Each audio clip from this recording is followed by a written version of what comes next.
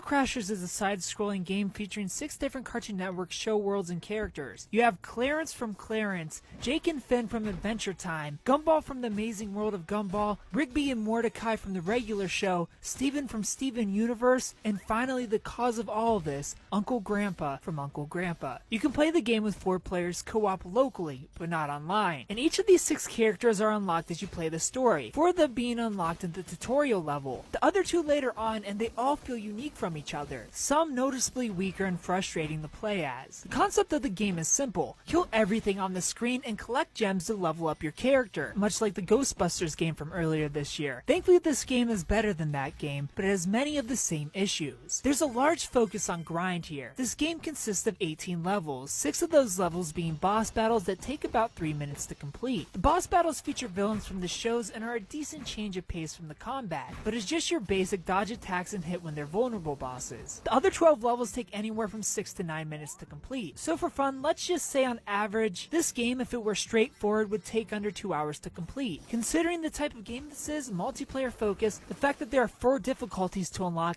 throw in a dash of story, some satisfying and fun to play through levels, and you have yourself a worthwhile game. This isn't what we get though. A run through this campaign is going to take you around 5 hours playing alone. Enemies in this game take way too much damage, and dealing with waves upon waves gets exhausting after an admittedly enjoyable first hour, but nothing changes as you progress. What you see in the first level is what you get in the other 12, minus a theme and an occasional gimmick like anti-gravity in one of the levels. And to make it worse, this game forces you to replay levels already completed to get an item to progress, this time with even more enemies to drag the game out. And before the final boss, you have to replay 4 of those levels for shards. And before a regular boss, you have to replay 2 levels, literally almost completely doubling the amount of levels here by forcing repeats. When again, there's plenty potential here on its own to get players to choose to replay levels. 3 extra difficulties that have to be unlocked by beating the level on the difficulties before. An XP system to get us to build on our favorite character's stats and working to unlock even more special moves to maybe alter each character to your own personal playstyle. But the developers of this game opted out and chose game length over game quality. The grind of having to kill the same enemies that take way too much damage to defeat is ultimately what hurts this game the most, even more than the forced replays. If you don't plan on playing couch co-op, there's no reason to touch this one. I give Cartoon Network Battle Crashers